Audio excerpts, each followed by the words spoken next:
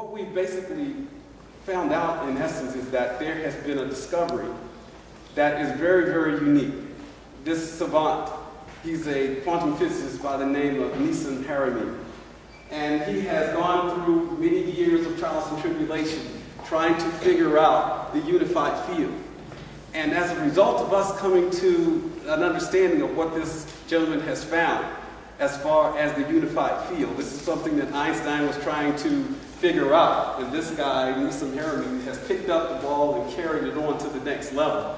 He's got his papers in peer review around the world, and the majority of them are being accepted as far as I can know and understand at this time. That is exciting, because what he has concluded in the grand unification of all things is that we are one. That is now mathematically, scientifically proven. So as a result, we don't have two camps anymore. We don't have a spiritual camp over here and a scientific camp over here. What we now have is a co-joining of those two thought processes. Now, we intuitively know that all our life, but the fact that we have those two main paradigms coming together as one is a major, major finding. And as a result, what this unification shows, as a result of that, the mathematics is showing that everything in the universe is connected. From the universe down to the galaxies, down to the suns, the pulsars, down to the very planets, and all the various individual life forms within that planet. They're all connected. Now, as a result of having that understanding, you will see that it will now explain how you can have telepathy. It will explain how we can now have psychic phenomena. It will now explain how all of these other things that the scientists would just kick off to the side as woo-woo is now part of your reality, and something that you can look at, something that you can embrace on a day-to-day basis. Because what we find in the essence of this analysis is that the universe is looking to establish harmony and coherence. That's the bottom line. Harmony and coherence. And that's why you find our solar systems operating in total mathematical precision, and our bodies staying in beautiful health if we can maintain harmony and coherence. So and how does this affect my health is the question. Well, what I have found in essence is that if we cannot maintain health, harmony and coherence within our mind, body, spirit, and feelings, what happens next is that you fall into disharmony. And disharmony is, in essence, poor health, sickness. Health to me is a very efficient metabolic system. Sickness to me is a very inefficient metabolic system. We all have a combination of those two running through our bodies, but we want to have more of one than the other. And as a result, that is what allows us to have perfect health. Now, I know that it is extremely important for us to understand the need for all of our herbs and our antioxidants, our proteins, and all those nutrients are extremely important for maintaining the physical body, yes. But what drives all that even? It is our understanding and our connection to harmony and coherence. And the importance of then, so what we need to understand is how does that impact and how does that work in concert with us establishing our health? Well, to answer that question, it's about you simply moving into the energetics and alignment with creation itself. Now, with us having an idea of the grand unification and the fact that this guy has actually figured out the geometry of space-time, and he's basically discovered that space-time is a 64-grid tetrahedron.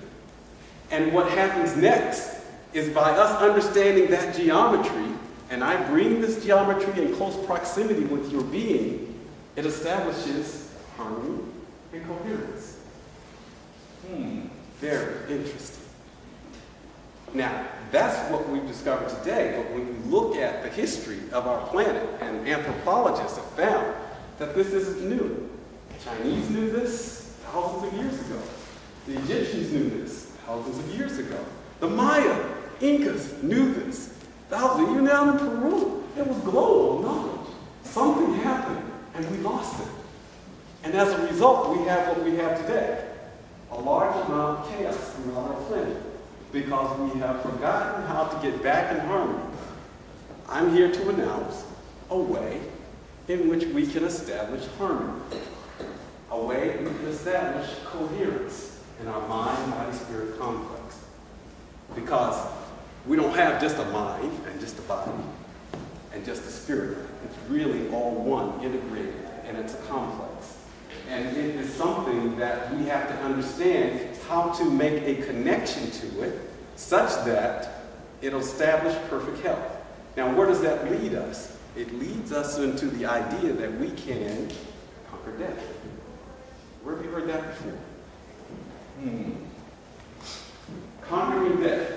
I just happen to be one of those type of brothers that would like to be seen rather than viewed. If you know what I mean.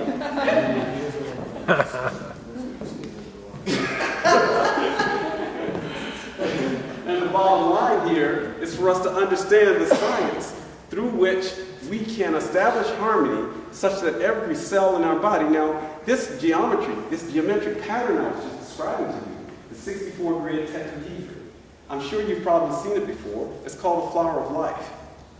And it's been around for thousands and thousands of years. And what we have basically discovered is if I bring this 64-grid tetrahedron within the proximity of your being, immediately, you get higher strength and endurance.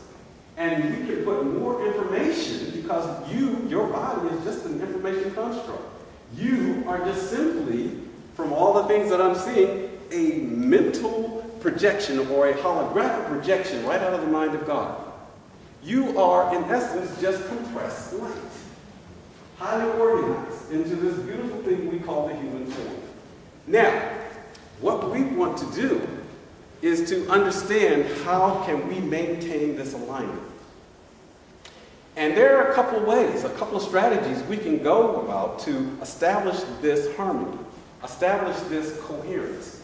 One is meditation. I'm sure everybody's heard that. You sit down and go into your own. I happen to be an initiate of Kriya Yoga, and yes, we studied together, didn't we? And that is one way in order to establish harmony. Another way is technology. And what I have done in essence is I've created some technology that allows us to establish harmony and coherence. This right here is called a tetrahedral broadcast device. This tetrahedral broadcast device incorporates those geometries that I was just describing to you. And as a result of taking this broadcaster, which is no mechanical or chemical parts to it, but what it can do as a result of us understanding the nature of space-time, understanding the mechanism through which God creates or communicates with all aspects of his creation, the geometry that allows that information to move through distances at the speed of thought, not the speed of light. That kind of blows Einstein's thing about nothing can go faster than the speed of light, but at the speed of thought, we can move across the universe. That's really helpful, because now you are not stuck in low Earth orbit anymore. You have the ability to explore the whole galaxy / the whole universe by understanding your interconnection with all that is. There is, in fact, no separation. The math is now in. Now, I also have these things called energetic broadcasters. These little small devices, again, no mechanics, no chemistry. All we're doing is incorporating the geometries that we've discovered that allows us to communicate